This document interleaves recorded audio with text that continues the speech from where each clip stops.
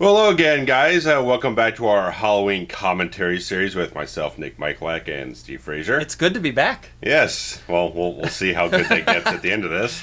We're doing a combo platter today. Yeah. It's a interesting one for Halloween, Curse of Michael Myers, because mainly we're doing the full theatrical cut, but at the end of our commentary for that version, we're going to do the final act of the producer's cut, which has a radically different change whatnot, because everyone knows the whole thing with the different cuts, but we'll chat on that a little bit here. We'll be talking about different differences between the different cuts, but it felt like the theatrical cut has the most bizarre shit to talk about in its and it's the one that context. More people have. Yeah. So, if you only have DVD or whatnot, that's the version you'll have most access to or whatnot, so that's a little bit wider format.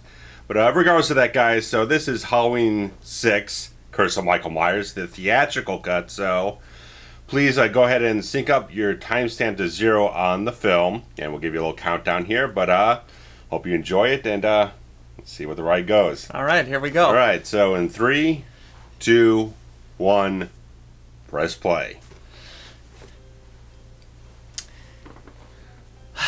This is, and I may have mentioned this before, this is the first one that I saw in the movie theater, in the Halloween franchise. Mm-hmm.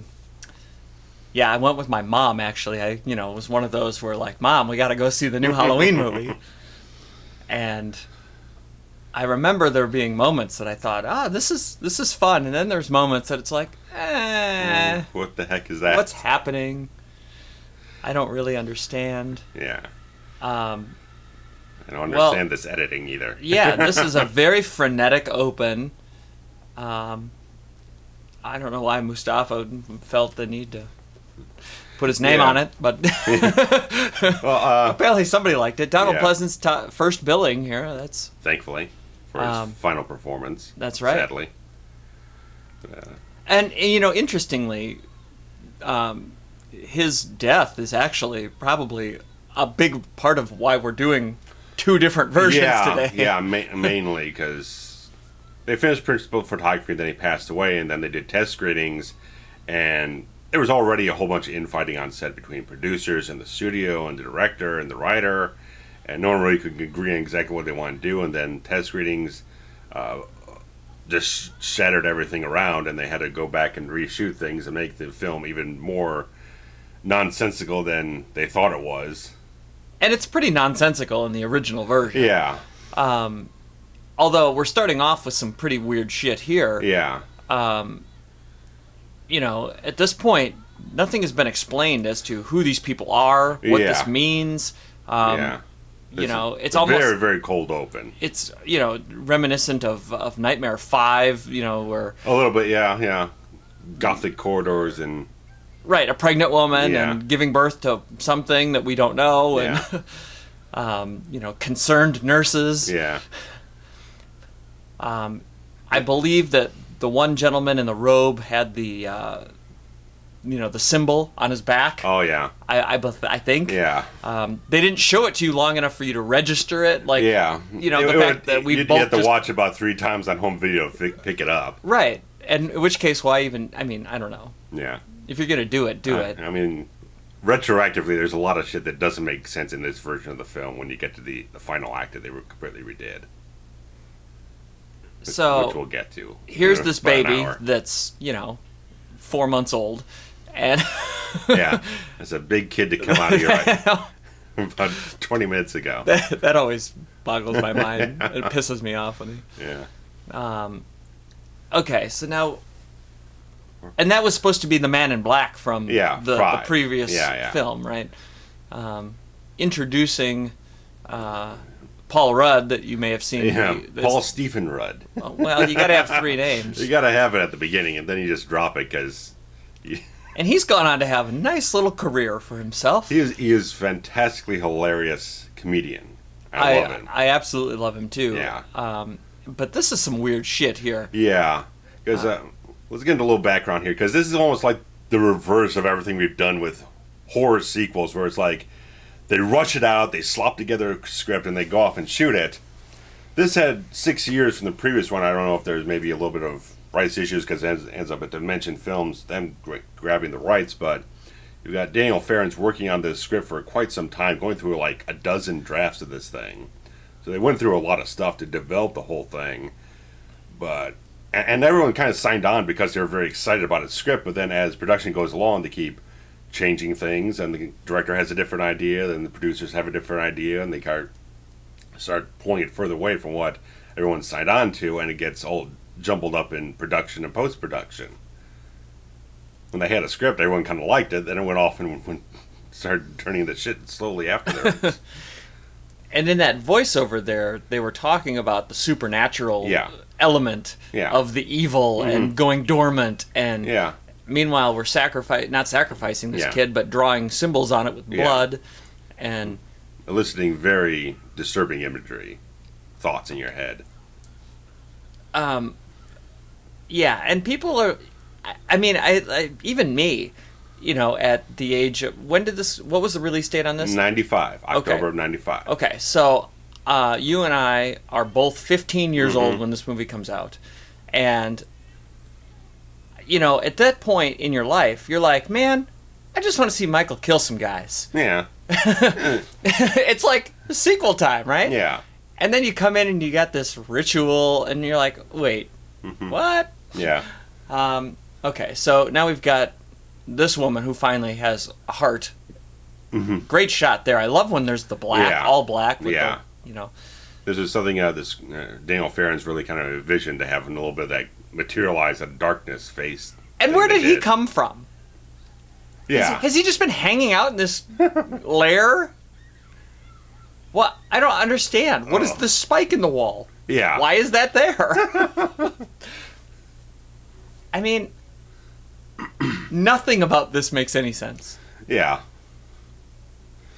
What is the water? I mean, I don't know. It's for a leaky basement. Like, the whole building is leaking? I mean... And the entrance is in a dumpster? Somebody explain this to me. Yeah. I mean, it looks cool. Yeah, because, I mean, rewatching this, like, I think this looks a lot better than the previous two films. I think it has a certain grit about it and how it looks. There's a little bit more weighty visuals, in my opinion. Yeah, they definitely do some different things with the coloring. Yeah. Use a little more slow motion in places to give it a little bit more dramatic atmosphere. Here we got... I mean, this guy could have been a pro wrestler. Yeah. We're going to get up to a little bit of Gore reshoot footage here from John Buechler. That's his work right there. Right, because in the... producers. In the producer's it's cut, much more of a... More like Carpenter's original. That's a little bit of blood here and there, but it's not gory. It's much more... The atmosphere, the suspense type of stuff. I'm 90% certain that in the producer's cut, Michael throws him into the electrical... No, that's Halloween 4. Oh, okay. Yeah. You're also thinking about later on when the father gets it. Yeah.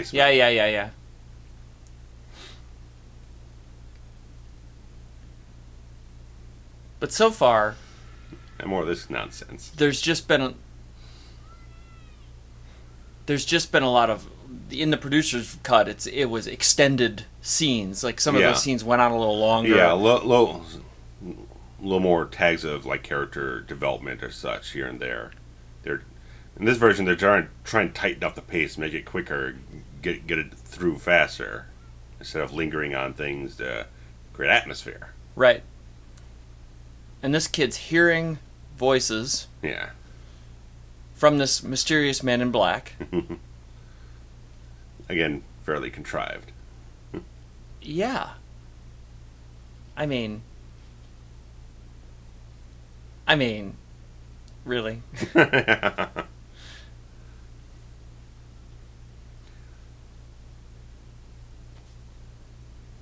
Like, there's two possible scenarios. Either the man in black is actually there, actually saying these things to him, in which case, how did he get there and why did he pick this kid? Yeah. And then, or the guy's actually not there and the kid's hallucinating, in which case, how would he even know? Because there's no... Starts tapping into psychic nonsense again. Right. So either of those two, either the reality or the supernatural, like, you know, don't make any sense. No. And again, and the thing was, with the screenwriter here, is that he went back and looked at all these films. Is like, you've got... Like we've mentioned before, like almost every film introduced some other weird piece of mythology or whatnot because they felt like they had to or something like that. They just kept developing things and not knowing what to do with them. Right. So either A, you go ahead and do the H2O right, we just throw it all out and you forget about it and create a new continuity, or you find some way to tie it all together, and that's what he tried to do with his script and everything, to take the Sam Hain stuff, the killing the family stuff, all the Thorn stuff, and the Men in Black, try to tie it all together into something that was somewhat cohesive and coherent. Right, that takes all of the pieces that didn't make sense and say, let's try to, you know, puzzle them together. Yeah.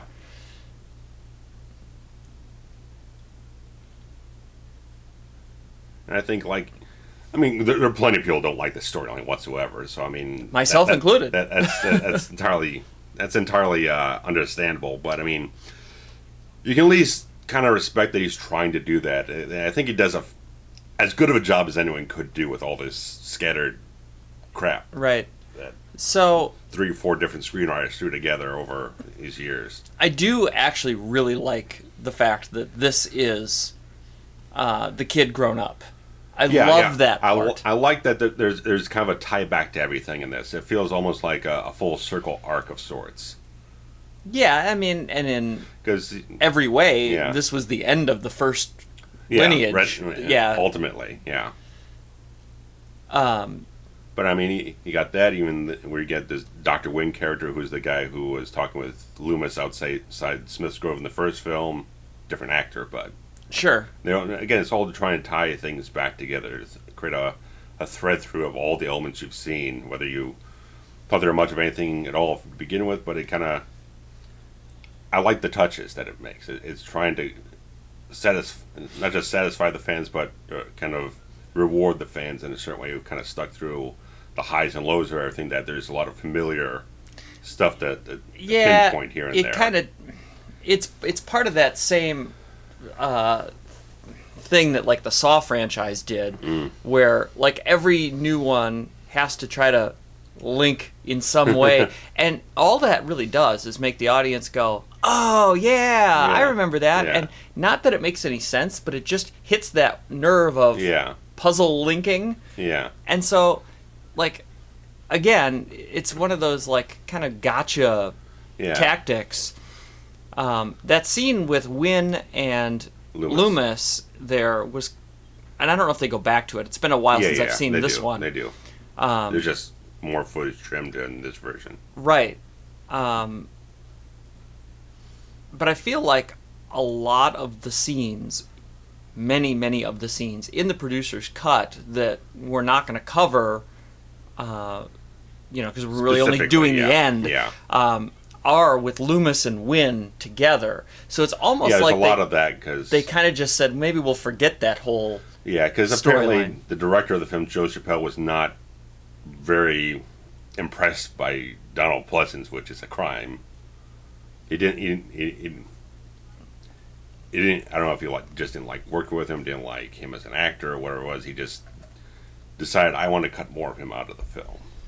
Yeah, and who knows? I mean, maybe Pleasance wasn't all that great to work with, or maybe Well, I mean, at this time, you can tell somewhat in his performance with his voice is a lot more raspy. He moves a little bit more like an older gentleman. He obviously, because he passed away. I mean, he was weaker in a certain way. Right, yeah. He doesn't have as much physical fire, but I think he still delivers a really solid performance in this film. And he looks the same here. I mean, and no more of the stupid morphing skin. Oh, well, they actually explain that. Yeah, because he got a skin graft. Skin grafts, which is nice.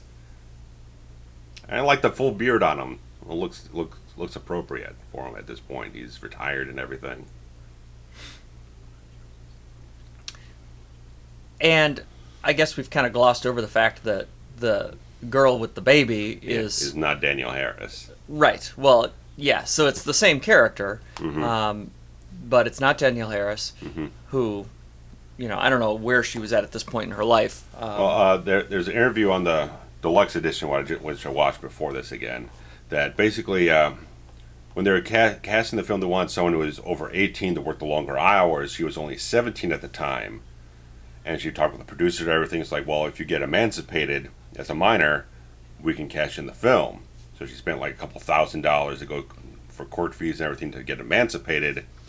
And then the people in like the front office who do all the bookkeeping and all the crunch the numbers for how much people are going to get paid, she was going to get paid scale for one week's work. Oh.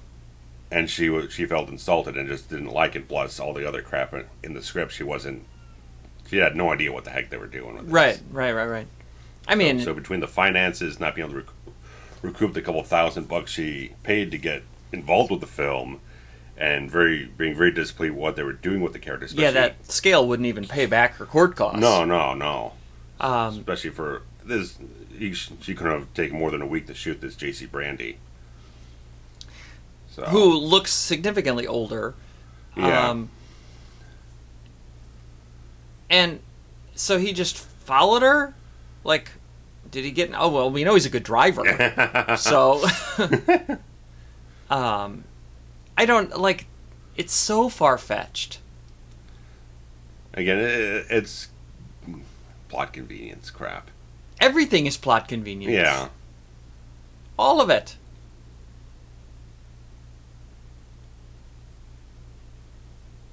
I mean, again, it looks cool. Yeah.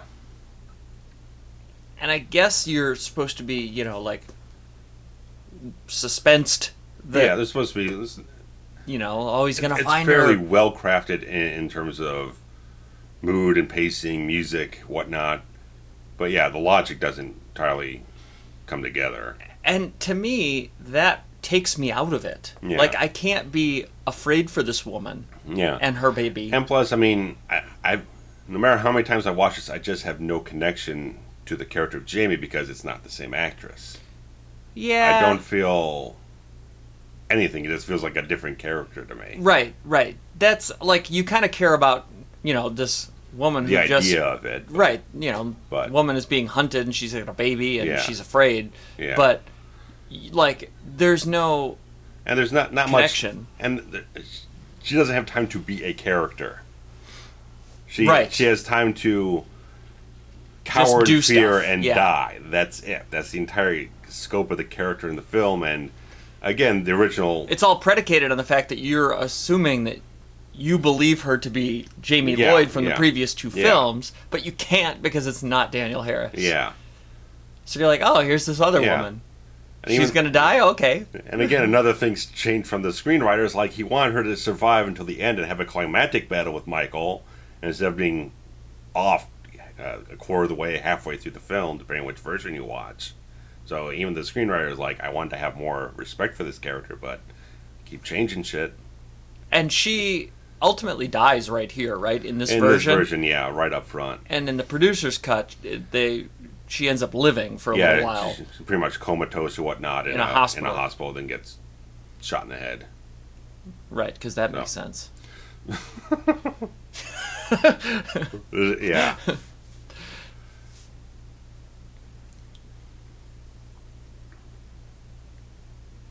Let's just stroll into any old barn here. Yeah.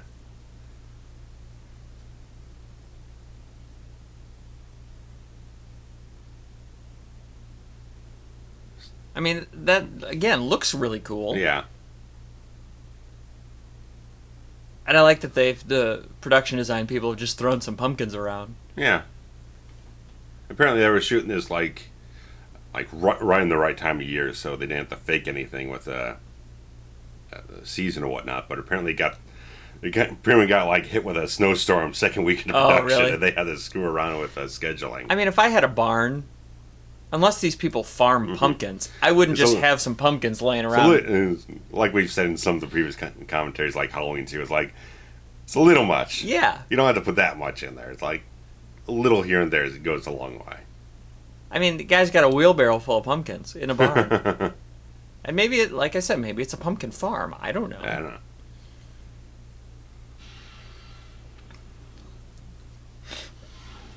There she goes. There she goes. What'd she... Oh, she pitchforked. Or something. Some sort of farm implement. Yeah.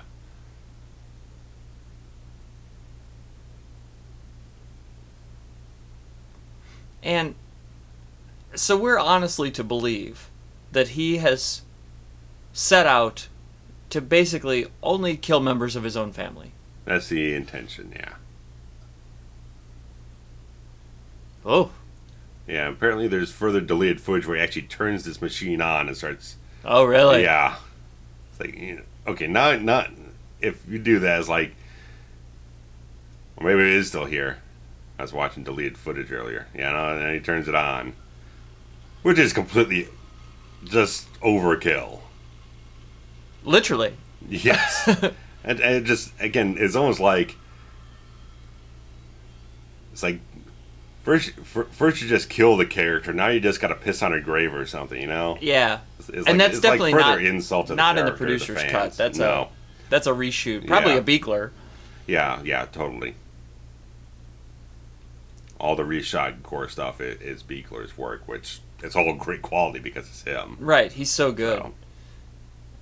So.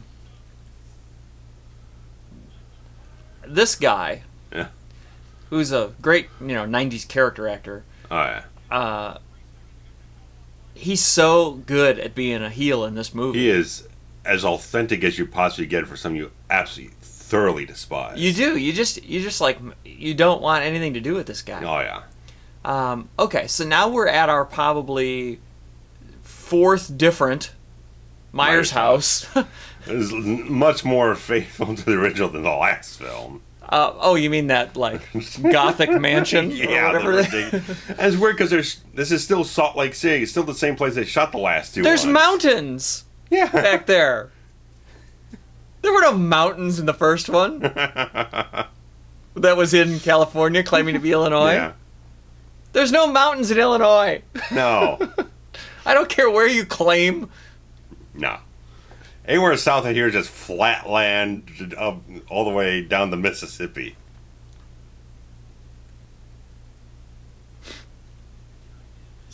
Oh, boy. So, yeah, this is one of those scenes. Like, this is how you write good characters right here. Protective mom, asshole dad. Mm-hmm.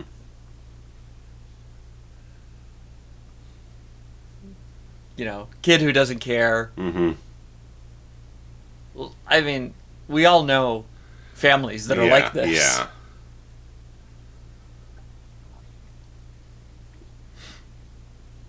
And the boy, he's somebody, right?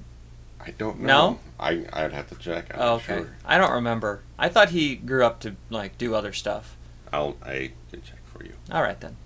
This is the magic of the internet. Available at our fingertips. Like, we ain't doing this in like 98. We typing up on a dial-up. Right, we had to go down to the library. We'll have an answer for you in like 20 minutes, maybe. I don't know. Oh, dear.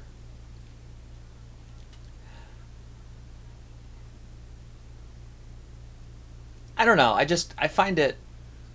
At this point, they don't talk about the fact that it is the Myers house. No, because the father's the only one who knows. Right, The rest of them right. have no That's clue. a plot point reveal later on. But the sold sign was still out in front, which leads me to believe that they've just moved in recently. Which is weird. You know what I mean? Yeah. Like, this guy's such an asshole. God. I hope y'all have your subtitles on. That's really the best way to do this.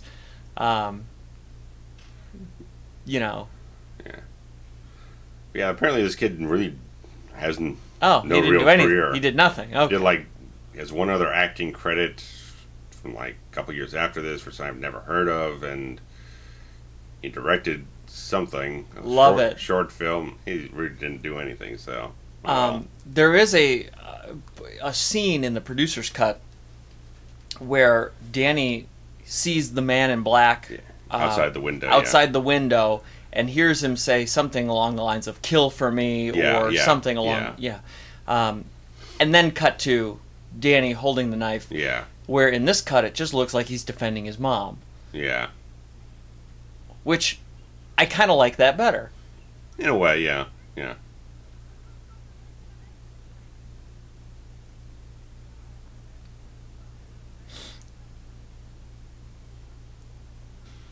Yeah, and this is... Go ahead. Yeah, this is one of the negative marks of this version, is that they do a lot more jump scare type of crap with the stingers and whatnot. They're trying to make it much more jump out of your seat movie instead of being atmospheric. She also called it the Strode house, which is the first indication that these people have any sort of relation. Yeah, back to Jamie Lee Curtis's character. Is that ever even revealed? What? I don't remember. I'm getting all my versions confused. Well, in Halloween 4, they say that she died in, like, whatever means, car wreck or something like that. Right. That's why Jamie was adopted by the other family. The Lloyds, right? No, okay. She married Jimmy from Halloween 4, Jimmy Lloyd. Right. And so they married, had the kid. Oh, right, so she's... Apparently both died, and then Carruthers' family, Rachel and everything, they took Carruthers, her in. yes. Jimmy. God damn it. That still blows my mind.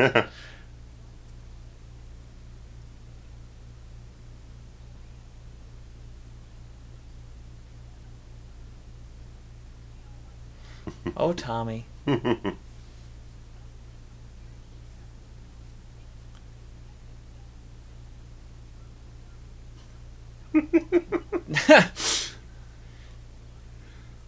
There's such a weird thing with his performance. It's like, I like that he's just a weirdo in a certain way. Yeah. But it's such a strange performance he puts on the whole film. And this woman is weird too. Oh yeah. But look at this photography. Oh, it's great. The cigarette smoke. Yeah, the light shafts, the depth of field. Yeah.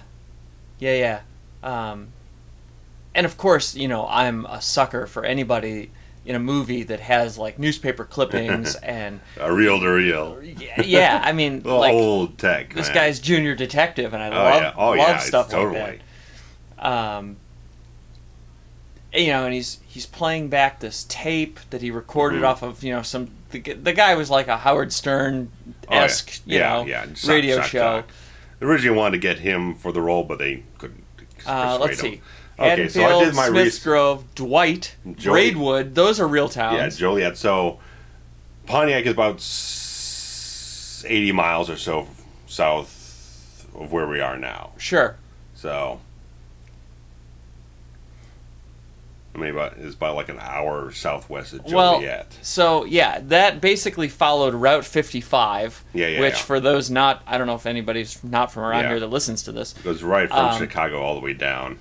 Yeah, it was basically the old Route 66 that may have heard about. That goes from Chicago to like L.A. area, and much of the Route 66 through Illinois became Route 55, which is a very popular highway here that takes you through Braidwood and Dwight and those other towns. I drive it. And go fairly all the way down frequently. Springfield and all the way down to St. Louis. Right. Yeah. So we're led to believe that Haddonfield is somewhere in that, Springfield area. Yeah. Okay. Here's where it really starts going off the rails for me. It's a day later, maybe. There's blood all over everything that the bus station hasn't cleaned up. Okay. Can we talk about the fact that this is a newborn baby, despite the fact that it's actually like a 3-month-old baby. Probably had no nourishment whatsoever. There's no food. There's no diaper change. It's not crying. This baby is fucking dead. He was born last night. He's been left alone in his cold bathroom all night. There's been no one who's come down here all freaking night to hear the kid crying. It's not crying. You know why? Because it's fucking dead. This baby would be dead. Yeah. Oh, now it's crying. Oh, yeah. And what does he do? He doesn't feed it. He doesn't... Not yet. It's not even wearing a diaper. Yeah, he just wrapped. This blanket's got to be covered in, blood and stuff, and rain. And, yeah, any sort of. And here, what the symbol is burned into the haystacks. It's like, like it's a little over grandiose for Michael. It's 12 feet tall. What? Oh yeah, get a look at those Illinois mountains up there at the top left. And boy, did they chop that last scene off. There's like probably like another 2.5 minutes worth in the producer's cut. Yeah. Where they find Jamie and she's being carted off and everything, but she's already dead now, so let's get rid of all that crap. Right. Again, it was all the scenes with Loomis and Dr. Wynn that they basically took. Like, Loomis isn't really even in this movie. Not in this cut. He doesn't have much for presence. No. He has like 1 or 2 particular scenes that he has much to do with, but and it really does feel like all of his scenes are start and then just end abruptly. Yeah, because they're cutting around the train. One, there's no reason to have Jamie killed off at the beginning except to just up the gore quotient. There's no reason they had to change that. Right. It doesn't really affect anything else in the plot because she still died in the other version just later in the film. They just did because they wanted to have another gory death scene, I bet. Well, and, she says, you can't have my baby, which then furthers that storyline that he's really only after, bloodline. Bloodline, yeah. Meanwhile, Paul Rudd here has, I don't even know what, but not that same baby, wrapped up. Also, no hospital would ever behave like this. You know what I mean? Like, she's calling security! Yeah, this is... What? Jumping the gun here. And here's, the faint scar there on the cheek. They did do just a little bit. And it's good work, too. Yeah, he looks good. For being, old and decrepit and on the brink of death in real life. No disrespect. Well, no, I'm just saying. Just wanted to clarify that. I mean, I doubt that any of his family's listening, but... No, I'm just saying for the fans. Yeah, we're not shitting on him. Yeah.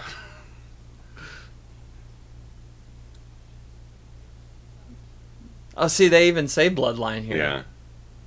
That was a... Loomis had a lot of time to just kind of simmer on all these ideas that have been cropping up. And why is he here? Is this... Again, there's no purpose to it in this version because Jamie's dead. What the hell be you hanging around a hospital for a dead person? Right. And we haven't seen... And where's Wynn? Yeah. At this point. Does he still show up at the end of this tail end here? No, they cut it out. They cut it out. There's no Wynn. So really, he had no reason to be there at all. Yeah. And Michael, like, everywhere that the story needs to be, they just stick him there. There's a lot of that in this film too. I was watching the producer's cut last night. It's like, yeah, there's still a lot of kind of like jumping all around town because that's where the action's just happening, happens right? To be happening. Not covering quite as much mileage as like the last film. I mean, it was, but how did Michael get on a bus and get here? I mean, yeah, we never see him driving anything. We don't see even from where she escaped from, which is Smith's Grove. We find out later, but we never see any other vehicle that he could have jumped into. So just all implied. Right. Oh, Kenmore. It looks like it's seen better days. When did they move into this house, is my question. There's so much crap in here. The house is lived in. You know what I mean? Yeah. The house is this lived in and the sold sign was just vandalized? Yeah, there's just so much junk down here. It was like, come on. It's like old bed springs and everything. Right. I mean, if it were boxes, I'd buy it. Yeah, just box. Plastic tubs. Look at this. It probably costs you less to go get some U-Haul boxes and just tape them up and stack them in the background and find all this random junk. I mean, this house is lived in. And again, I mean, like, he just tore down the sold sign, but they already got so much stuff neatly arranged in this place. Like, no one unboxes this quickly. No. Nobody does. No. Trust me. I've moved twice the last 2 years. You do not unbox this quickly. Yeah, it takes a long time. Yeah. Is that a wig? No idea.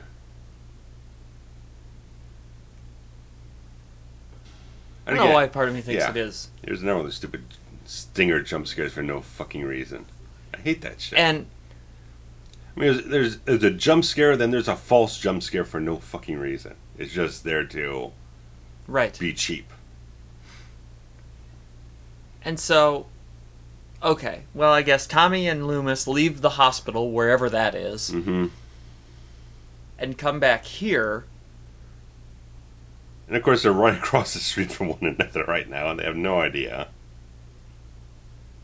Well, clearly they have to have an idea, because he brought them here. Yeah. It's weird. You know what I mean? Like, well, it's like Tommy apparently he wanted to talk to him so much, as I was like, oh, I have no time now because security is coming to meet me at the festival tonight. It's like, he's right across the street right now. Why don't you just hang out over there? See, I always just assumed that they went together, and then he went to his place, and Loomis went across the street. Well, no, because he ran out of the hospital ahead of the security. Oh, I see. And Loomis lingered. Well, then how did Loomis even know where to go?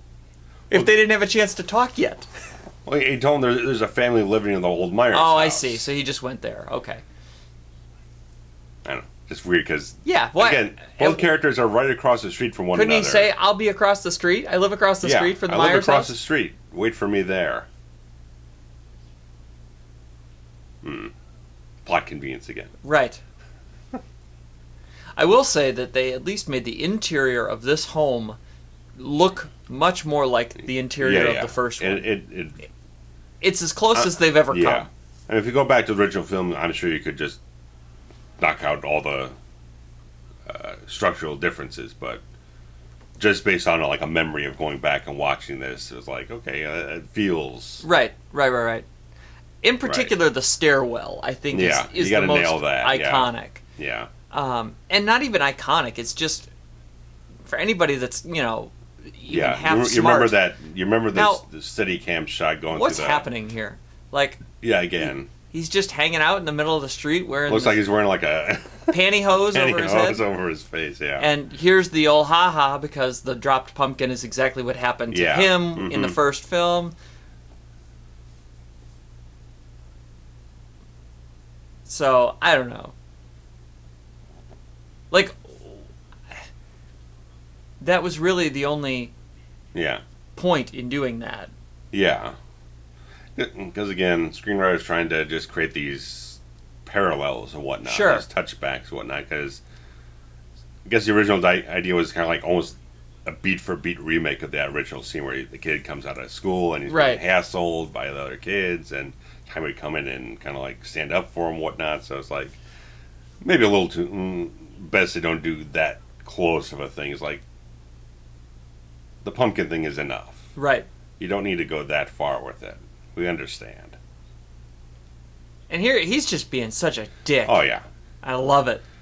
And you definitely get the sense this guy's definitely an alcoholic abuser. And so here, she says, your brother could never sell the house, and he called it Strode real estate. Yeah. So that means that this guy is Jamie Lee Curtis's uncle?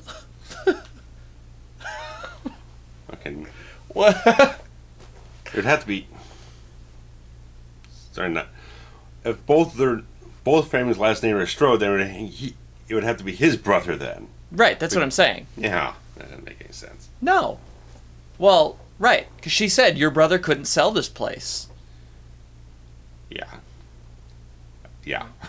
Unless they're unrelated. There are contrived ways if you want to get into like 3 minutes worth of exposition to kind of like, oh, your brother works for my brother and this, that, and everything. Right. It'd be convoluted bullshit. Right. So, it's possible that he and his brother both just worked for the Strodes back in the day or whatever.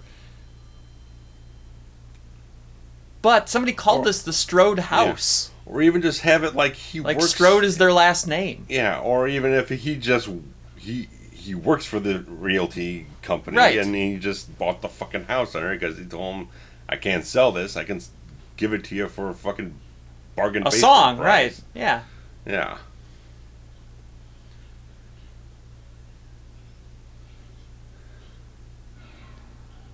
I think she's doing a pretty good job. Yeah. I don't know if her glasses would be broken Yeah. that perfectly. Yeah. And this is a great... Yeah. I love that up shot. Yeah.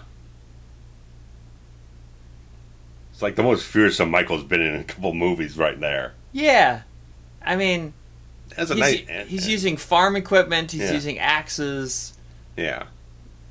And they brought back the same guy who did Michael in the fourth film, George Wilbur. Sure.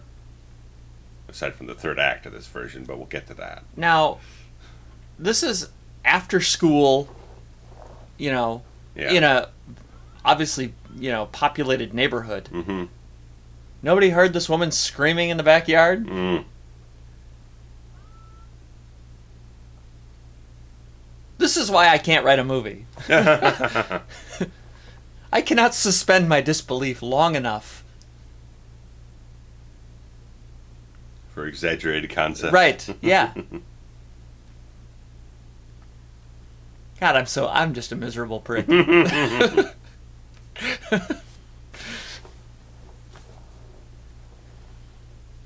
Oh, he had time to do the laundry too. Clean up the right, bloody sheet. He's got a stage. And drag her body somewhere. Right. Which we'll learn is in the basement. I think. No. We'll get there. Yeah, I don't remember. You do a lot of pre-gaming for this kind of stuff. Well. I tend not to. It's alright. Makes us a little more play-by-play in color.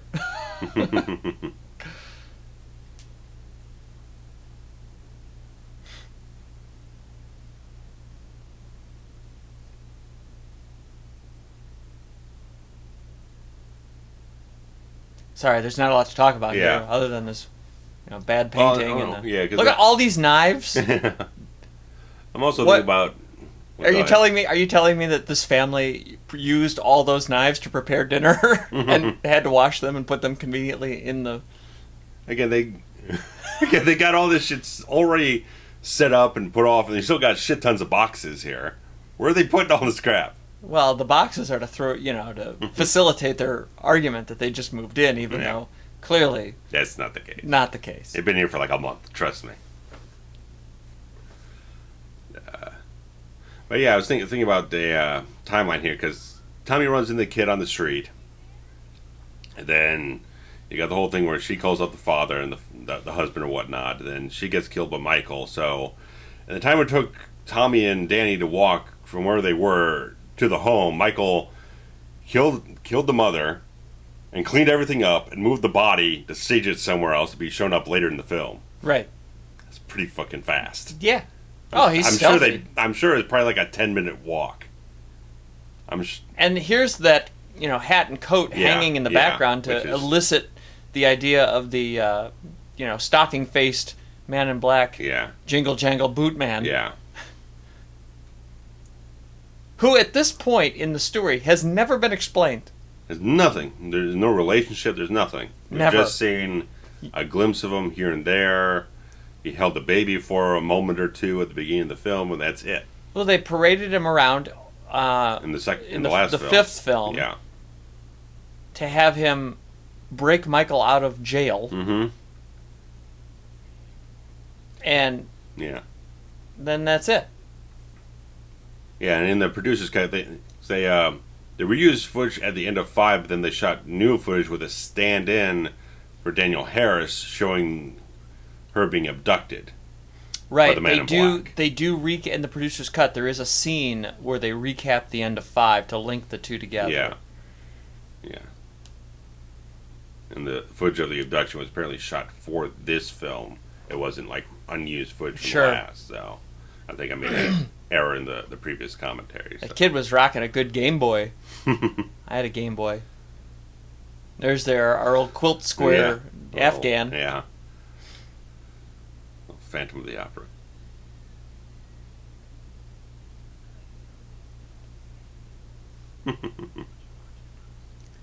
Has anybody fed this kid yet?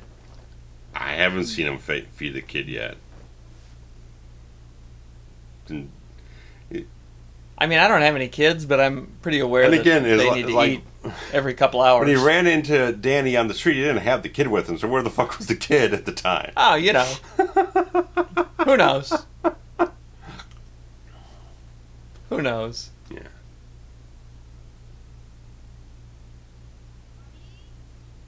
This kid's annoying. Yeah, he's not great. And she says, "Not now, Danny." Like, Yeah. clearly he is voicing concern. Yeah. I love that he has a refrigerator magnet. He had like a bumper sticker that said, "Die yuppie scum." Oh, good. Good. Which is a line from some film. I don't remember what it was. I have to look that up.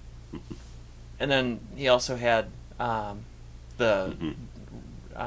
Waters' what's her name on the fridge there.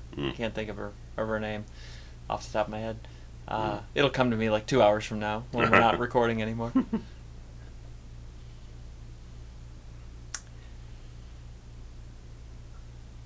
Oh, it takes a mother's touch. It also takes fucking food and diapers and yeah. So here is where we're really gonna just start. Like, what? Yeah. It's like this is the point where it's like you're either all in or you're all out. Yeah. Thorn. Because it's not the screenwriter's fault because this shit was introduced in the last movie. Right. Oh, right. Like a team of 3 screenwriters who had no idea what the fuck they were doing. I mean, they were... Wasn't this Thorn symbol introduced in, like, 2? No, that was Sam Hain. Oh, Sam Hain was introduced. Which is added into all this stuff, too. I thought the symbol was there as well. No, I didn't know. It just had the blood on the chalkboard or whatever it was. Saying Sam Hain in the schoolhouse. Yeah, but he has a peace symbol, so... Well, so here we go, where he's explaining, I mean, the crux of this is that the Thorn symbol only ever appears in the years when all of the damage has happened. So the 60 whatever it was when he was a kid, and then 78 and yada yada, 88. So apparently it must be a Thorn year because... And 2018 also a Thorn year because he's coming back. Apparently. Even though this is not part of the continuity anymore. No. It's the 4th lineage now, a storyline. And then people... She was touting her motherhood here with the baby, and then all of a sudden let her kid just wander off. Vanishes. Like, no. Don't put her in charge. But then there's like fans who want to kind of like tie this in with Season of the Witch too, because you got druids and weird shit with all that kind of crap from the, which no there's no direct connection because they obviously take place in different continuities. So I don't remember if this scene in its entirety has been why would he go back to the hospital? Yeah, again, he was already at the hospital. And where did Wynn go? Where? He's been gone for like 20 minutes. Wynn didn't go with to the... We haven't seen him since they were at the farm. The Myers, Strode, Lloyd house. Yeah. That's just, they're all there. Whatever it is. And isn't it weird? Like, all of a sudden this woman talks and has a personality just in time for her to be like an evil, doomsday, Prophet. You're crazy, Ralph. Right, yeah. Yeah. Yeah, she's Crazy Ralph. Yeah. Yeah, and she's good at it. Oh yeah, it's effective scene, especially when you got Tommy walking in this slow motion through the festival and everything. It's effective. That guy has a sign that says Michael is alive. I love it. A tired town full of Crazy Ralphs. And here's the Man in Black. Supposedly, because we get the shock jock is apparently walking around in this. Oh, that's right. That's right. The contrived same freaking outfit as our mystery man. So again, that's right. Plot convenience. Right, because this lady's been here the whole time. I can buy that. She was babysitting him Yeah. that night. Oh, well, isn't that convenient? Little Mikey. I mean, wasn't the entire idea that the sister was supposed to be watching him? I don't know. I don't know. Who knows? I mean, I guess not, because Halloween 1 opens with him outside the home. Yeah.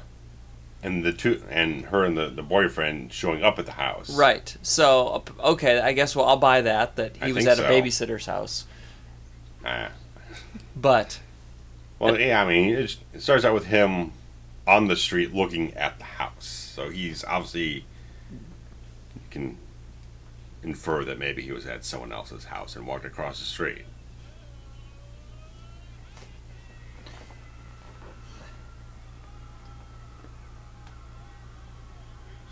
What? Would nobody recognize him? Maybe not. I mean, radio DJs, you're not necessarily hip to what they look like. Yeah. And here's a great 90s sedan with a sticker on the door. What is this sloppy one tail untucked? Like, oh, he's drunk. Well, sure, but and that doesn't make much that sense, little piece is supposed to indicate that he's drunk, other than his sloppy stammering. Wardrobe.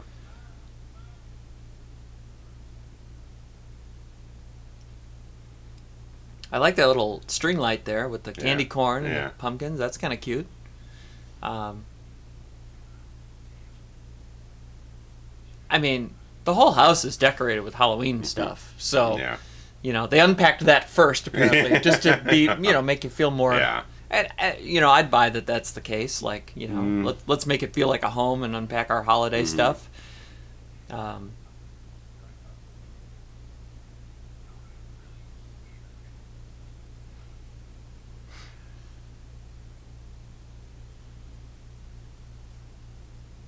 don't know. He's such a good bad guy.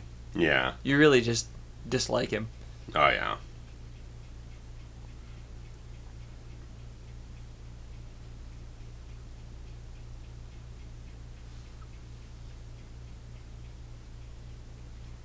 But yeah, this is what I had my mind about 2 minutes ago. Because if they kept the original lineage of Jamie's death intact, they wouldn't have these incongruous scenes of showing up at the hospital for no reason.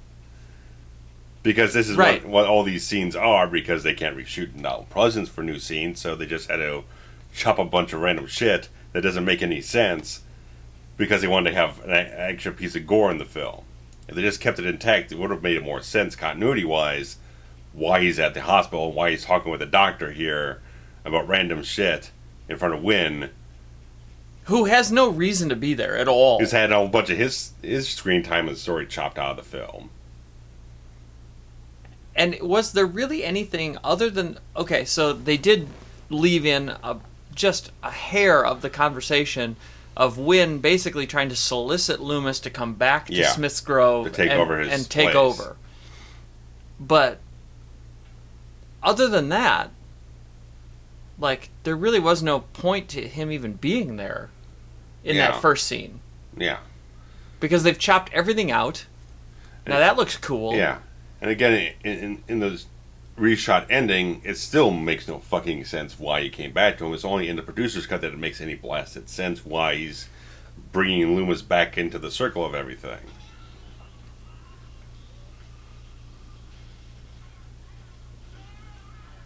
And this is fairly ridiculous death here in a moment.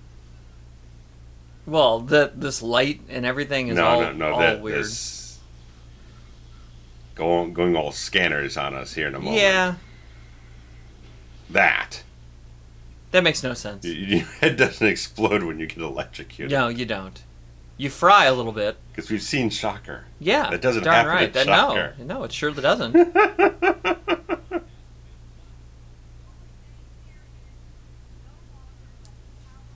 And why are these two... Did I miss some dialogue here about why these two get to moderate this panel with him? best I can imagine is that they're at least she's kind of like the person organizing. Oh, this the organizer. Okay. Resurrect Halloween in Haddonfield because they kind of banded since the last Myers massacre. Excuse me. But you always it's like, well, what does banning celebrating it really do to stop him from killing people? It makes no sense. Right. If he's really out there, who cares? He's just going to do what he wants anyway. He's going to do it anyway. He's a psychopath. No, he's evil. He's Thorn or some shit. So if it's not a Thorn year, then...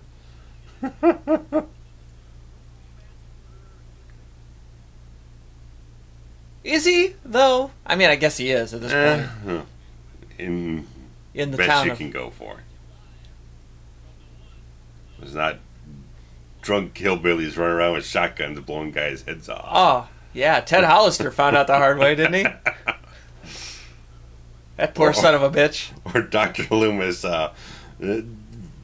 blowing up freaking cars and killing Ben Tramer. Oh. Because we have to mention Ben Tramer. Collateral damage. We'll be sad if we don't mention Ben Tramer. R.I.P.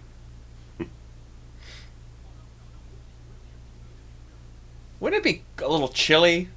Yeah, this is got to be like 50 degrees out here. Basically November. Yeah. I mean, again, they are shooting this in November. And they just had a freaking snowstorm. It's cold. Well, yeah, you can see his breath. Yeah. It's 30, and that's obviously 30 degrees out and he's walking around in this shit. This is prior to the days when you could really just video edit that in, in post. And this, I will say that this storyline makes sense. Shock Jock says, the Myers house, let's... Oh, yeah. But I guess why wouldn't he have thought to just go there and do it there to begin with? It's not like the house wasn't there. Yeah, why? You could at least research it for 5 minutes. Here's another weird staging that's about to happen as well. Yeah. And again, Michael just being wherever the plot convenience was. Again, that's one of the things, like, okay... He was just at the Strode Myers house. Yeah, because the blanket shit was telling the story to the kid, and he was outside the window when the lightning struck for dramatic effect. Then he strolled off down the road to the festival to kill a couple people, and then he's coming back this way. He's got to get his exercise in. Man, he is. He's a mover and a shaker. He's a spry motherfucker.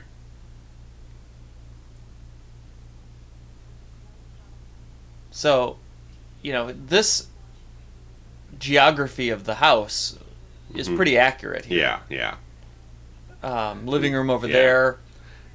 Yeah, because that's at least at least what I can remember from geography is like you got the living room there, then you got the hallway, then you got the stairwell upwards. Right, and he came from the kitchen behind, and you go up the stairs, and then you can kind of get a little creative with the upstairs, but ultimately there's that wall and the up the stairs and a turnaround, which, for the record, looked nothing like the home that they chose in Part 5. Which again is strange because 4, 5, and 6 are all shot in Salt Lake City. If 4 had one, did they show one in 4? I don't remember if they showed. But at least in this one, you've got one where you at least found a house that has a good exterior, and probably a lot of this is probably like soundstage stuff. Oh, I'm sure the inside was, yeah. If you could find this house for this film, why couldn't you find it and build a 6 years soundstage? ago? Right. Because it doesn't look like they just built it a couple years ago. It's probably been standing around for 20 years, 10, 20 years.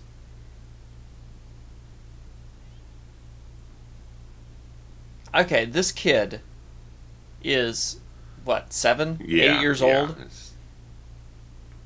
I mean, to just stand here and say it's raining red? Yeah, it's a little strange. Like, I'm pretty sure that at that point you understand. Yeah, I think it's... And look at this elaborate shit.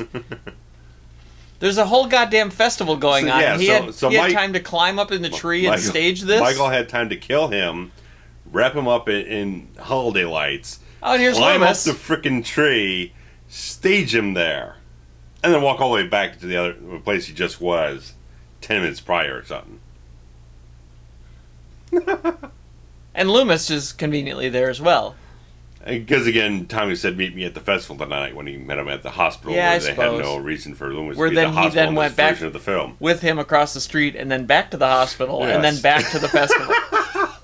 He gets around as much as Michael. At least I can buy that Loomis has a car. I like the flame conveniently hiding her nipple.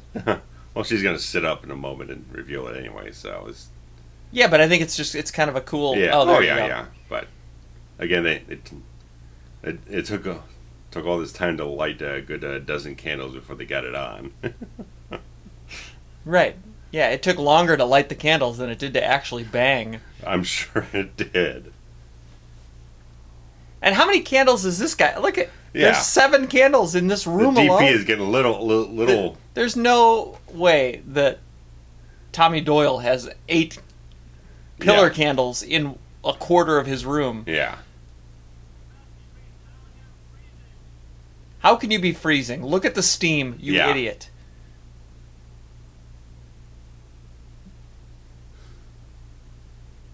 And now he's back. Well, yeah. I mean, they make it seem like the park and this house are across the street from each other. Yeah. Steam doesn't do that, by the way. Yeah, that's friendly with the fog machine. I mean, that was a much more Michael kill. Okay, Yeah. look at these candles. And where is that electricity coming from? He's got electricity to light the lamp and the computer, so the other candles are just for effect? Yeah.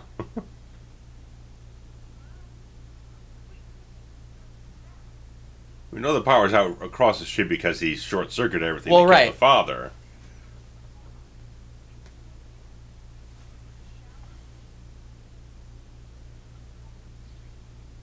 So this is actually, again, kind of a cool little turnaround here, Yeah. where she then, was originally creeped out by the peeping, and now Yeah. the peeping is going to...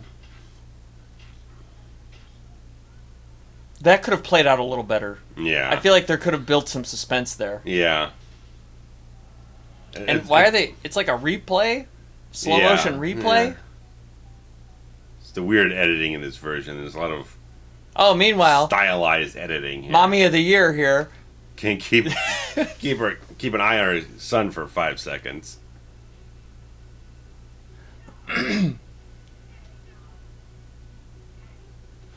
There may have been, in the producers, another little incident of him Maybe. being beckoned by the man in black Maybe. or something. And just counted, they have 4 pumpkins here at this house. Oh, They 4. have three on the porch, 1 inside. At Blankenship's house or at the This house. Strode? Okay, Strode house. the Strode Myers house. Yes.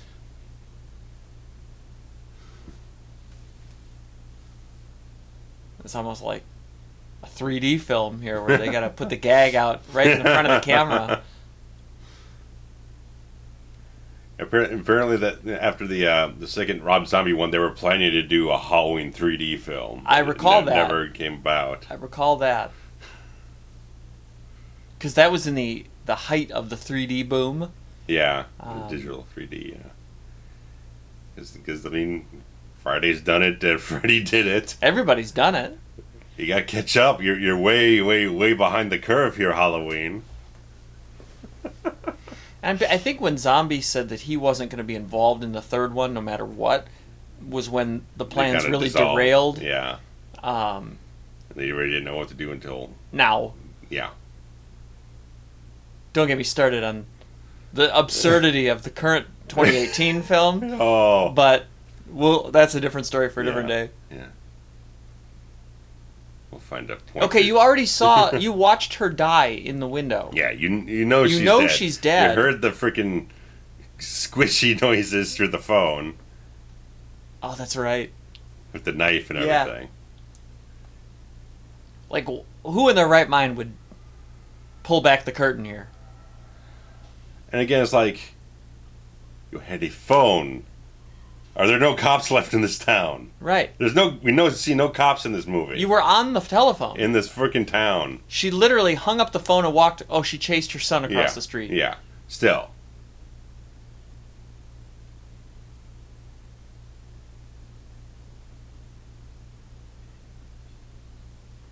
And again, there's no explanation as to why the kid is doing this, because if you recall, the scene at the breakfast table was the very first time.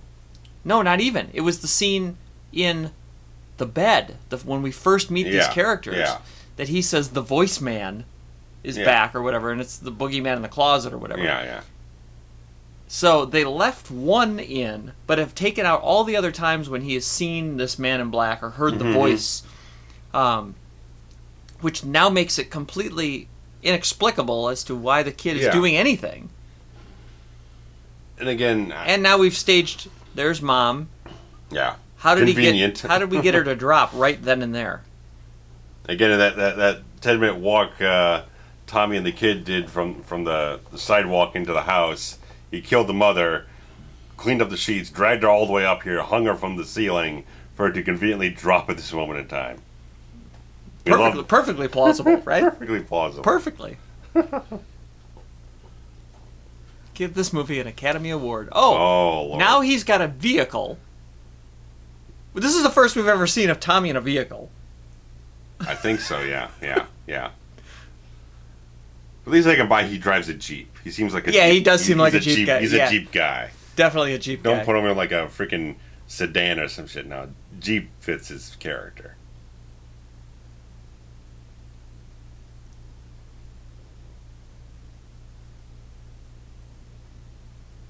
Now this is kind of a cool little, kind of a famously used scene in a lot of horror movies. You got to step over the body of the bad guy. Yeah. Usually they do the exact same thing or they don't play into it at all. Well, there's only so many different versions that you can do. Yeah. You either narrowly escape or he grabs an implement and... Yeah. Oh. Or an ankle, as you just suggested. Yeah. Ow. How do you feel about the mask in this one?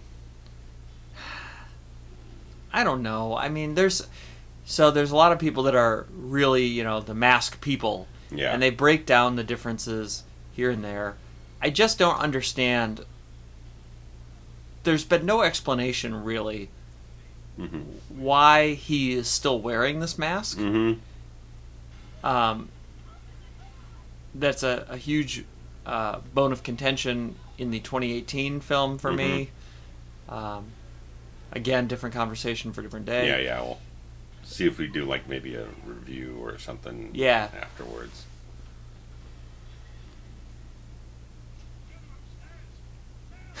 Oh, there's our Loomis yelling and shouting. Yeah, there we go. This is the longest scene I think that Loomis has had in the whole film at this point.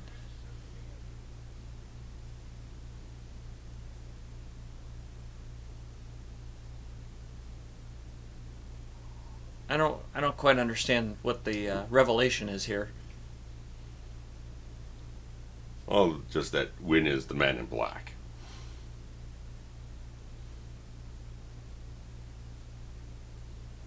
He's suddenly, for the first time in 2 films, not been wearing pantyhose over his head. Now, here's a little insight here, because the screenwriter of the film wanted Christopher Lee for this role instead. Correct. For Dr. Wynn. I think Mitch Ryan's a good actor. We liked him in Lethal Weapon. Yeah. And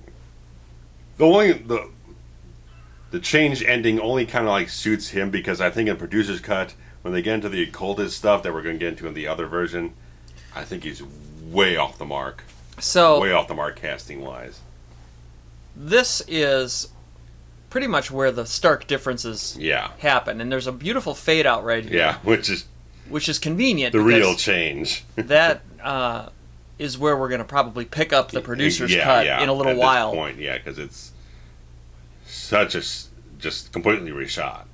Yeah, basically like 99% of it. Yeah, basically the last 15 minutes of the movie here are completely different. Yeah.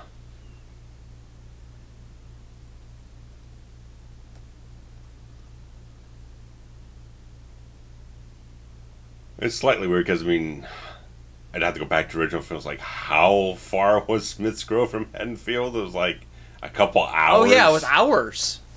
Hours. Yeah.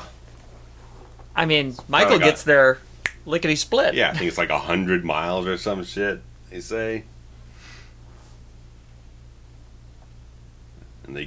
And still the rest of the film takes place in night. Yeah. Oh, yeah. Smith's Grove. Yeah, I mean, did they just... again, they made it seem like it was just down the road. Yeah, because again, I mean, when we saw the map earlier at the bus depot or whatever it was, they did not look they were that fucking far apart. They look like they're right down the highway from or maybe like a 30-minute drive or some shit. Right. At best. At worst. And what is this building? Like, has it been renovated? Is this a different wing? Yeah. Like, in 78, this place didn't look like this. No. Especially if you watch, like, the extended TV version where it had the extra scene at the beginning of the film. And how did he get here? Wasn't he just at the Myers-Strode house, like, a minute ago? Yeah, again, it's really stretching the amount of time these characters are taking to transport themselves. Yeah, it's not very consistent. Ancient. Yeah. And again, the tough thing about this in the reshoots is, like, you can't reshoot Donald Pleasance. You have to restructure and rewrite the entire scene around the available footage you have for him and make it some sense here.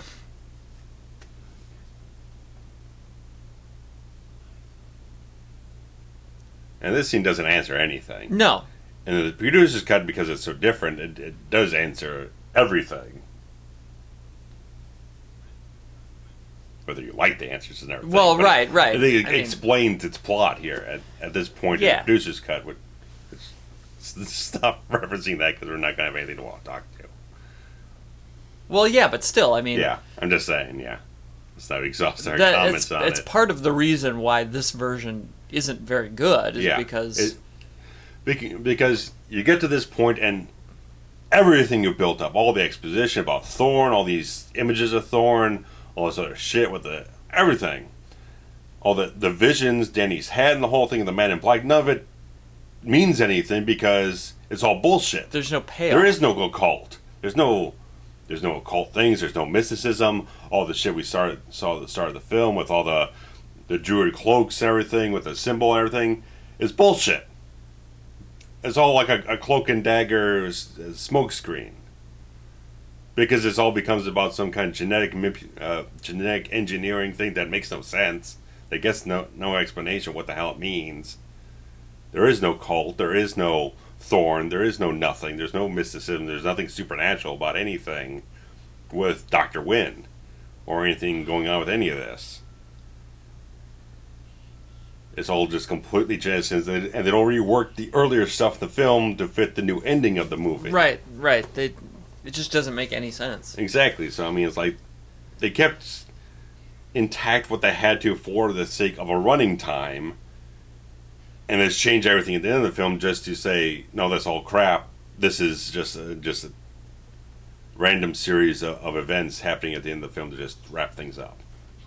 And where is the baby at this point?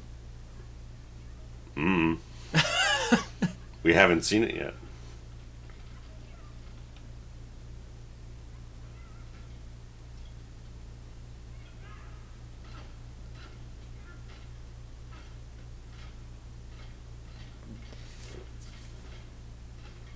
Yeah, nothing about... And why is he there? Like... Yeah, he's just wandering around. They make it sound like he lives there. You know, like, at the beginning of the movie, he's just conveniently in the hallway, and, you know... I mean, this scene I find effective just in general, because, I mean, the setup of it's really good here. He's trying to break her free. Michael's walking down there. He's like, what the fuck are you going to do? And this is, you know, one of the first times that he's encountered Michael since being a child. Yeah. But you'll notice that things look visually different now. Yeah. It's a different cinematographer who shot the new ending of the film. They changed the entire... They got a different guy to shoot the whole end of the film. Yeah, it now. does. It definitely looks... It's much more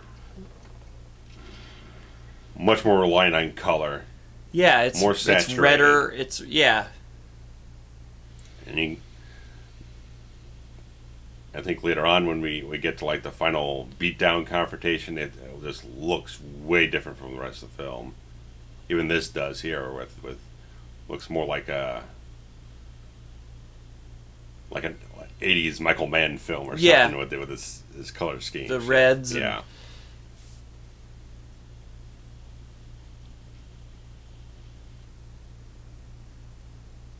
None of this makes any sense. Yeah.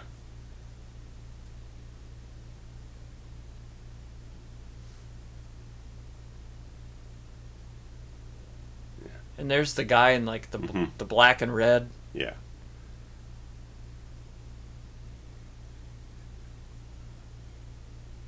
Yeah, so now you're saying like, oh, this bunch of is dress up and play or whatnot. Just well, I mean, I guess it's fool everyone for no fucking reason. It's kind of a cover story because you can't. Yeah, because they're trying to change the entire implication of the ending here, which I don't know what the fucking of this shit is.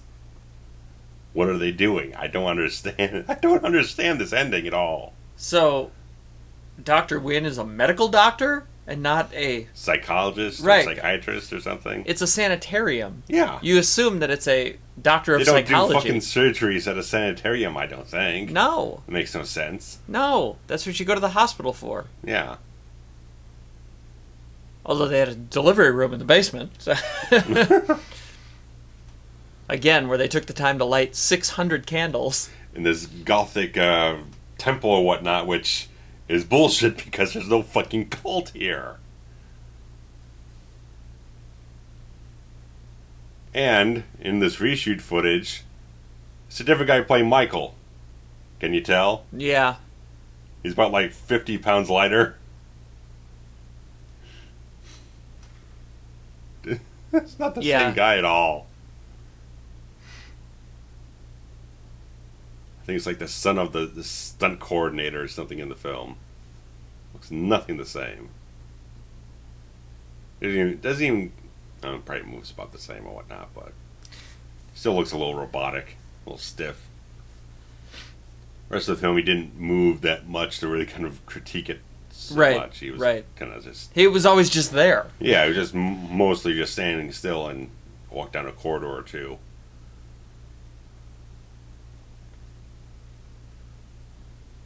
I mean, the silhouette is kind of cool, but... Yeah, I mean, some of the cinematography still holds well because they got at least for the same... Why is that locations. In the hallway? Yeah. Seriously. It's like an autopsy tool or something. It's a machete.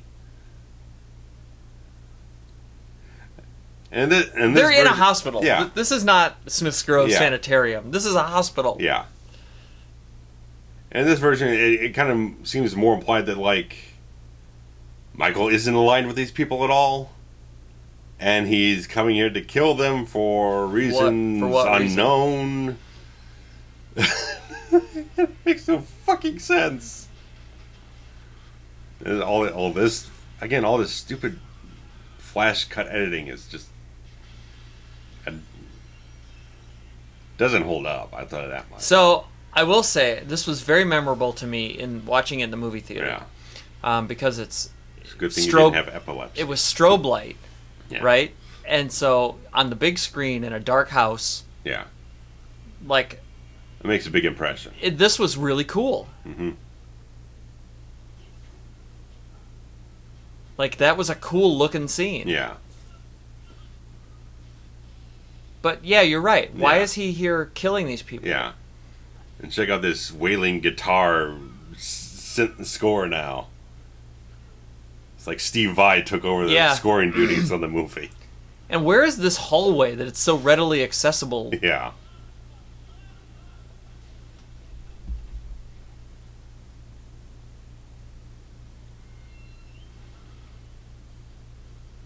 Apparently, this guy is the father of the guy playing Michael in this sequence, I think. Like in real life? Yeah. I think he was a stunt coordinator or something. Again. Where's... The body is gone. Looks like he just smushed his skull. The body was gone. All there was a head. Yeah, a smushed head. It looked like a pancake. So they've got the baby. Mm-hmm. Michael's running after... They're running. He's not running. Yeah.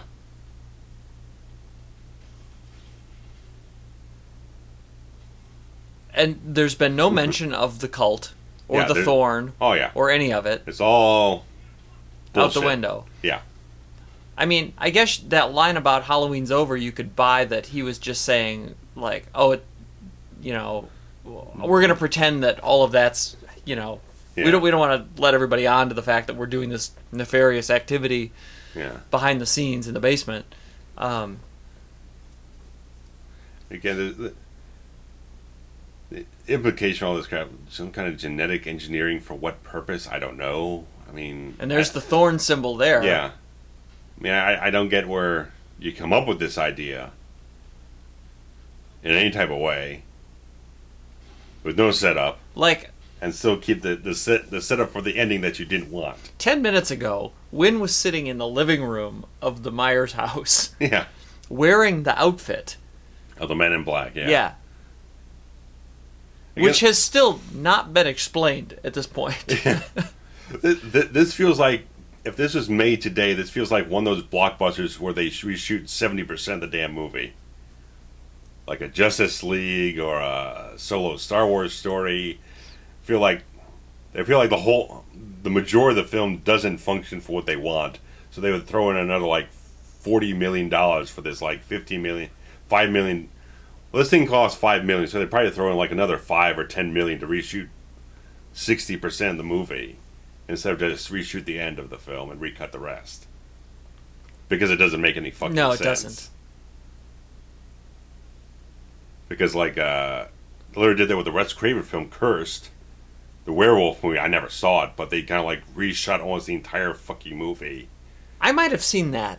And it's like Christina Ricci. Yes. I did see that. They never released the original cut. They thought the original cut was so wrong and whatnot. They went back and pretty much reshot the entire blasted movie. It feels like they would have done this if they wanted to put that kind of money into it, and they had Donald Pleasance around still. Yeah. That's probably the only reason why they didn't reshoot more, because Pleasance had passed. Yeah, they might have just scrapped Pleasance altogether, and you know what I mean? Who knows? Like, you could rewrite the entire movie. I mean, they cut out most of his substantive moments in the film anyway. Most of his storyline with Wynn, so I mean, you could have just made Tommy the main character and just carried it on, and I mean, right. In the next film, they just write it off, say Loomis is dead because Pleasance died, so whatever. It wouldn't be the first time you cut an entire main character of a film out. I'm sure that's been done before and since. So, I don't know. This really does feel like a whole different movie. Yeah. Again, the way this entire scene it just lit looks completely different from the rest of the movie with its... Because the rest of the film had that kind of, like I said at the beginning, a gritty, weedy type of feel. And I think even the producer cut looks better because they muted the film down even more. It's less color timed, that type of way. So this one's more saturated, but I think the cinematography, the rest of the film from the proper director of photography, looks really good. This looks kind of cheap. I still go back to the fact that in his very first scene, this kid, he references the voice man. Yeah, like he has, again, the Jamie Lloyd Halloween 5 psychic nonsense going on or something. But it's never brought up ever again. Right, because there's no cult now. Right. It's all jettisoned, and they don't, like I said, they couldn't go back and chop so much out, or else you have like a 70-minute movie, and you couldn't put that out, realistically. Right. So I mean, before anyone knows that there's another cut out there, they probably went to the theater, watched this, like, this is a just disjointed, abruptly cut mess that just jumps off the rails in the last 15 minutes. You can just tell this is a film rejiggered in post-production without knowing that there's any other footage. You could just tell from watching it. It's a mess by this point.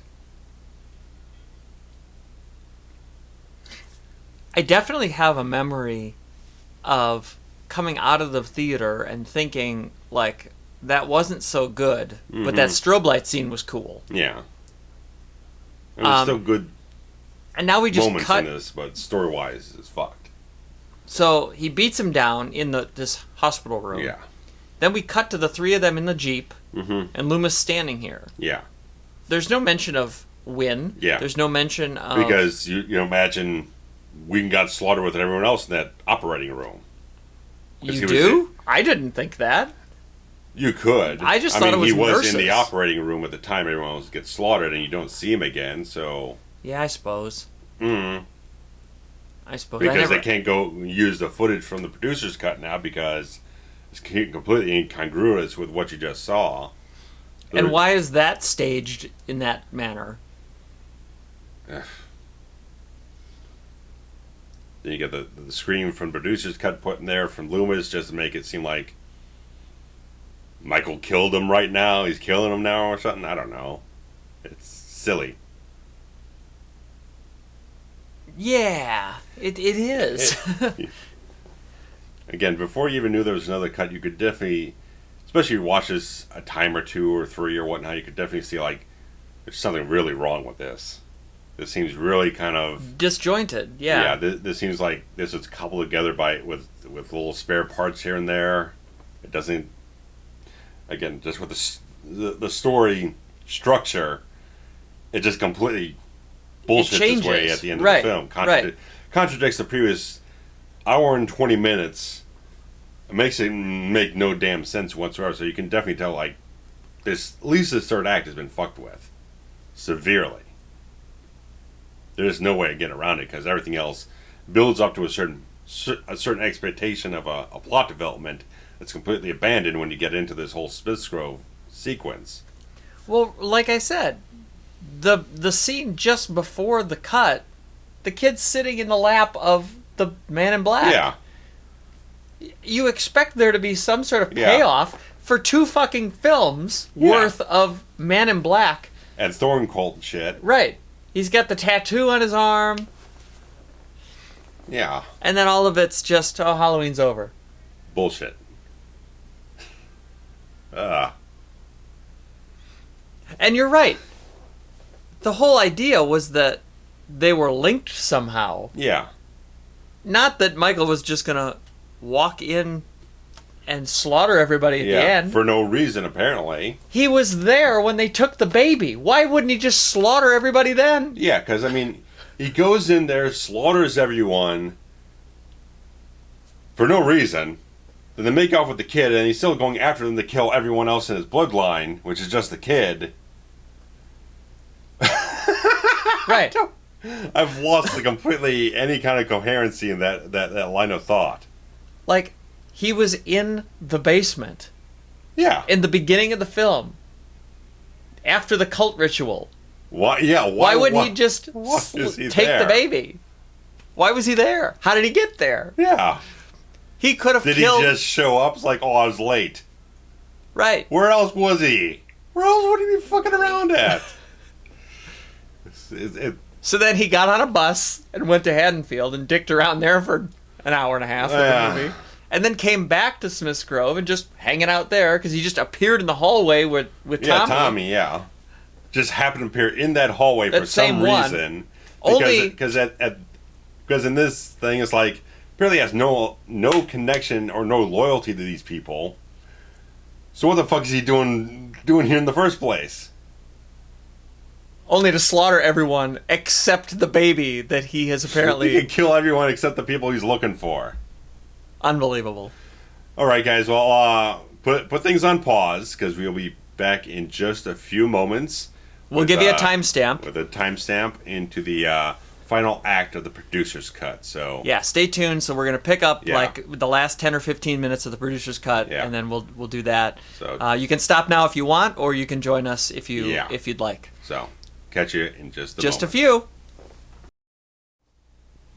Okay, folks, so we're going to be doing the final act of the producer's cut of Halloween 6 with the timestamp set to 1 hour, 20 minutes, 55 seconds. You may recall the scene where the sister jumps out the window, Yeah. and there's a nice fade to black.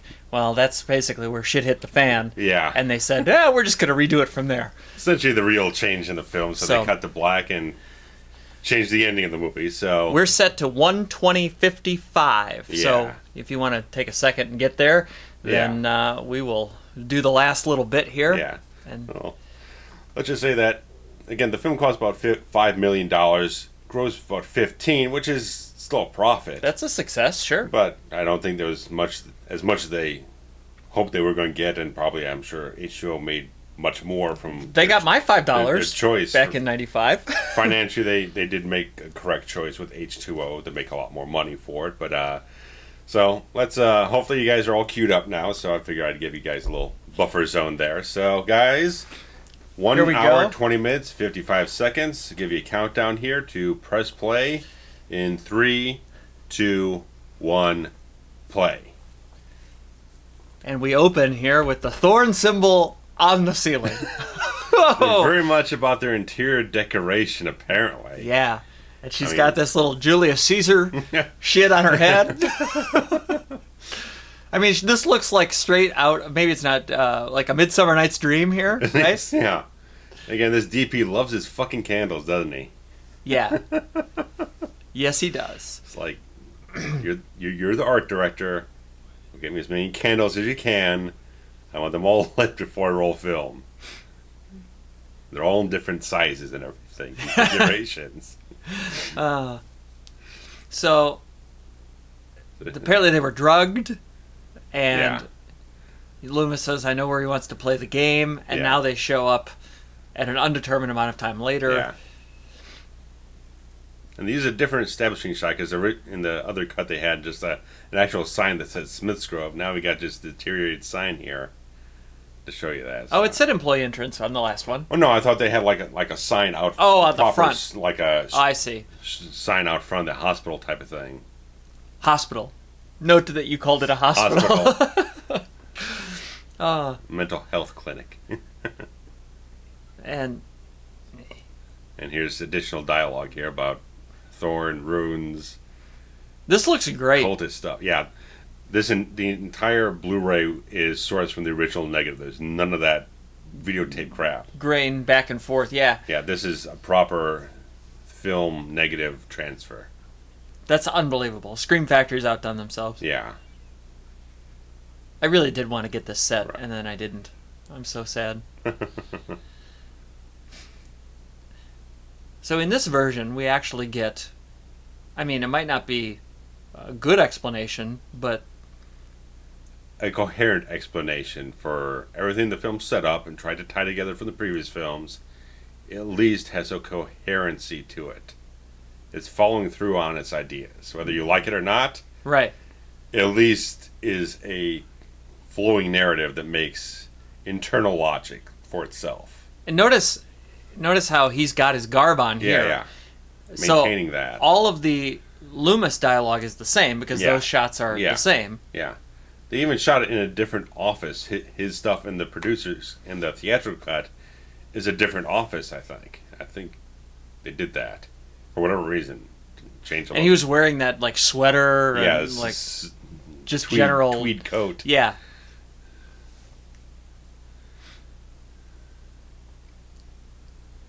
And then there's this silly shit. Yeah. And where did he get this bag of Runes. runes? Any idea? I don't know where he originally got it from. No. Carve them yourself? I don't know. Building 5? There's 5 buildings? Guess that would explain why there's, a cellar and a hospital area. Although there's no hospital area in this one, really. I mean, I still don't understand how Michael is just always here conveniently. Yeah. I mean, at the beginning... At least with this ending, the entire cut of this film, it still has an association between Michael and the cult, that they have a link together. In the other cut, like we said, it feels like it all just kind of splinters off and they have nothing to do with each other by that version of the ending. Here he's saying he's like the leader of the Thorn. Yeah. And he's given the power. Yeah. Which, if you have Christopher Lee in this role delivering this dialogue, I can buy it a lot more. With Mitch Ryan, he's not cult leader to me. He doesn't feel like he fits this aspect of the role. Right. He doesn't. This isn't the guy that you follow as a fanatical cult leader. No, he works fine as like Lethal Weapon, this rogue general who's like dealing in heroin and stuff like that with mercenaries. That's what fits him. He's much more of a grounded style of actor. Put him into this sort of mystical, over the top setting or whatnot, it doesn't jibe with me. It's just not a fit for his style of acting. Anybody who's ever gone anywhere can tell you, look at the fucking candles. Jesus Christ. Can tell you that Surprised it didn't burn the set down. When you've been followed. Oh, look at Blankenship is part of the cult. That's her name, right? Yeah. Okay. Apparently there was a reference to a Mrs. Blankenship in Season of the Witch, so that's why she's named that way. Yes. Because again, screenwriter just trying to throw these little things in here for anyone who might pick up on it. If you don't pick on it, it doesn't really matter. So, now we've got a ritual. Yeah. Where... And this ended up, again, screenwriter didn't really kind of intended to be this kind of stagey or whatnot. Right, like, let's all just stand around. In robes and everything. He didn't... Again, that's how something from a script can be completely reinterpreted by a director to be much more theatrical in a certain way than what the screenwriter kind of intended from his vision.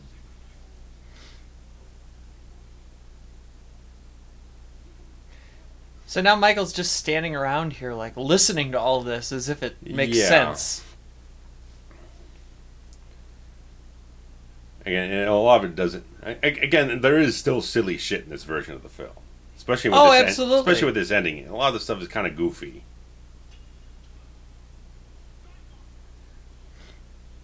How convenient that there was just a Paul Rudd-sized robe. Just Paul Rudd-sized robe, yeah. Yeah, just hanging around there. They had one left on the rack. Yeah. Or he followed that one guy and jumped him or something. I don't know. They had it like he walked in and he looked behind him and there was one hanging there. Yeah. Silly. Just a spare robe for the guy who couldn't make it. He had to attend his kid's concert that night or something. That's right. It kind of looked like Kevin Nash a little bit there. A little pudgier Nash. Pudgy Nash.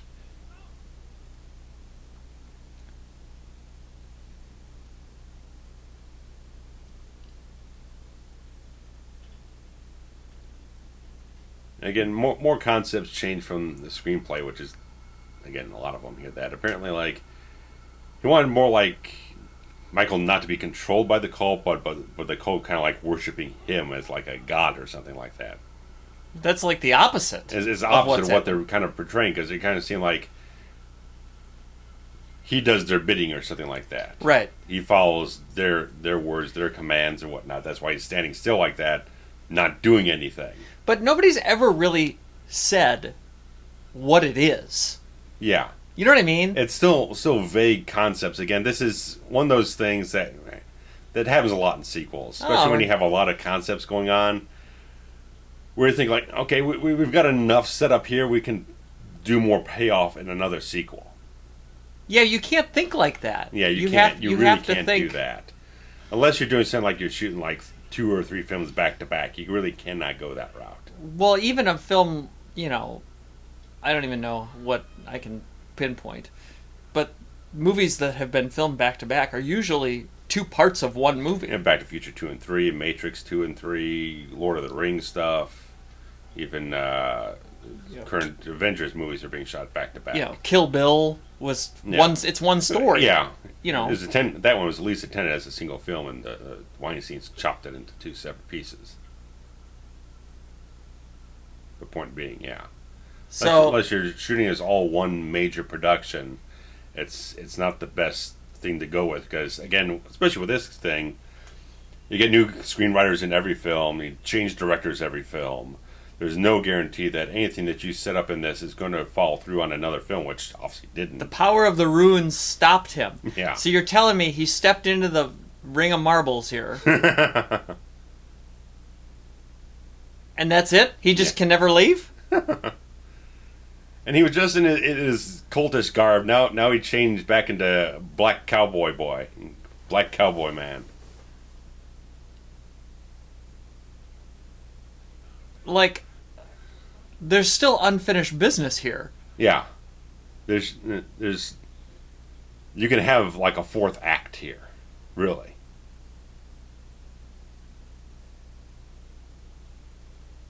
I mean, what? You may have stopped Michael in his chance, but that doesn't end the story. No, there's no closure to anything. No, there's no closure here. The whole thing is cliffhanger, which we see in a few moments here. It's all intended to leave you hanging and have everything resolved in yet another sequel. And then the guy went and died. Loomis died and ruined the whole thing. Yeah. I mean, you know they're going to make another sequel. We've established they're going to make sequels as long as they possibly can. This franchise, they're not stopping. Doesn't mean they're going to follow through on anything you've set up in this film. Why is he laying down? Oh, wait, I know why. Yeah, we'll see in a moment. You kicked one of those walnuts there, pal.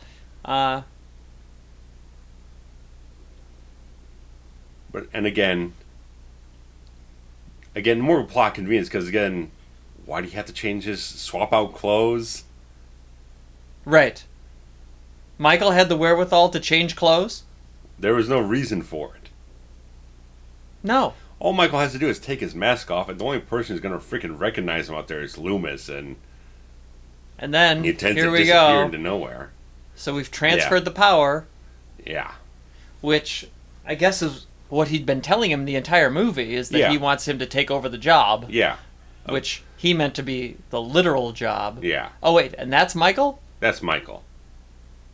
Not wearing a mask. And this moment here, because they're showing the boots here, that they're Michael's boots. But if you go back and watch the scene, Wynn is also wearing Michael's boots. He's not wearing the cowboy boots at the beginning of the scene. I noticed, I was looking for that. And those were they're both wearing the same boots. Yeah. To fake you out, so you don't know that's Wynn down there. That's bad continuity, definitely. Well. Yeah. At least, like you said, this follows, a through line. Right. You might not like it. Exactly. But at least sticks to the ideas that it sets up. Even though it doesn't actually explain what Thorn is, how it works. Yeah, because with Tommy Doyle, it's all theory and speculation based on the available evidence he has. You hold on a second. You notice here that in this version, Danielle Harris got billing because they used that flashback scene, but she didn't get billing in the producer's cut because that scene went away. Theatrical cut, which means that she probably didn't get a payday. No, didn't get jack shit. But she did here. She gets a residual check from. She was going to get money and then didn't. They fucked her. Yeah. That might be why they cut that sequence too. Oh, I'm sure. Just not give her anything. Right, I'm sure. Anyway, you were saying. But yeah, I don't know what you were saying. I don't think I was saying much of anything. Yeah, I don't really understand the little walnuts in a circle. Yeah, because again, it's like because Tommy Doyle is all theory and speculation based on available evidence. So he doesn't have the definitive answers like Wynn would have, but Wynn is only kind of alluding to everything in his semi-specific, sort of vague way to Loomis of just the concepts of evil and ancient stuff, and bringing balance to nature and everything for why Michael is what he is. Wouldn't it have made more sense? Well, not more sense, but here I go writing scenes for everybody again. Yeah. Wouldn't it have been good to have a scene with Wynn and Tommy where Tommy then realizes that his suspicions were true, and that all of the supernatural is a reality. Right. You know what I mean? It wouldn't even have to be that long of a scene. It could have been here at the hospital. A minute and a half. It could have been in the living room. It could have been there, yeah. When he's holding the kid. Yeah. And he says something about Thorn, and Tommy goes, "Oh my God, it's all true." Yeah. And then you go, "Oh, well, at least..." Because all you need is Loomis to identify who Wynn is in the relationship there, because Tommy doesn't know Wynn. So he doesn't need to establish that relationship for Tommy between him and Loomis, and then Tommy connects the dots to that, and then everything kind of folds into it. Right, and then it can unravel, however it wants, because, again, it's one of those things where the audience doesn't necessarily have to know the resolution, but the characters have to have resolution. Yeah. And I feel like the characters never got resolution, and neither did the audience. No. No. There's hanging plot threads that never get tied up because the continuity is abandoned after this film. And so it actually, as much as it pains me to say this, the producer's cut is a better movie. Yeah. Even though it's still goofy, still has hanging threads here and there. I mean, it's terrible, but at least it has a beginning, a middle, and somewhat of an ending that all follows the same plot line. It's consistent with his ideas from start to finish. They set up the rules, they followed the rules. What vaguely they do, but yeah, I mean, they have set up for Thorn and the cult and the supernatural stuff, and the ending connects with that. Theatrical cut does not connect with it. It is completely disconnected. Right. I mean, they don't even mention it. Right. It has nothing to do with anything by the end of the film. It's all, like I said, bullshit. It's all a result of a bad production. And at least, like we were saying this whole time, this producer's version then allows for plot points throughout the movie, like Loomis's whereabouts, to actually make sense. Yeah, why he's jumping between different locations here, because he's going back and watching over Jamie as much as he can, because she's still vulnerable, unresponsive in the hospital until she's killed by the man in black, who we find out is Wynn, and then that would even make Wynn a bigger antagonist, because he's the one who actually murders Jamie. Right. You just lose those little things from just wanting to, again, try to make more of a Gore scene out of her death earlier in the film, so you can get up to a Gore quotient or something like that. If you at least maintain that storyline for her to get killed at that point in time, as much as no one wants her to see get killed, especially in either fashion, it will at least alleviate some continuity issues for the first 2/3 of the movie. Well, we can put this one to bed now. Yeah. And we'd like to hear what everyone has to say on this. Yeah, chime in. Let us know here. I mean, I think the symbol is cool. Like, I kind of like the idea of people getting the symbol tattooed, on their wrist. But at the same time, it's like, wait, the symbol actually doesn't mean anything, so never mind. I would never do it. You know what I mean? It's like, so if anybody has the tattoo, send a tweet. Otherwise, just leave comments and let us know maybe which you prefer, or whether you like this storyline or not. Let us know how your feelings are about the differences. The differences of the two different cuts. If you think one of them flows better than the other, if you prefer kind of those weird stinger jump scares, whatever it is, guys. I'd just like to hear your discussion on this film, because it's been probably the most storied one of the franchise, production-wise, and just I would say the mythology around the film. Other than that, it would be, obviously 3, because it's an outside outlier, of it, yeah, or H2O because of all of the production mishaps and further continuity. Right. But we'll get there. Issues, so yeah, coming soon. Yeah. So guys, we'll cut it off here because it's been quite a long while. So anyway, thanks for watching, listening, and we'll see you around soon. Bye-bye. Bye.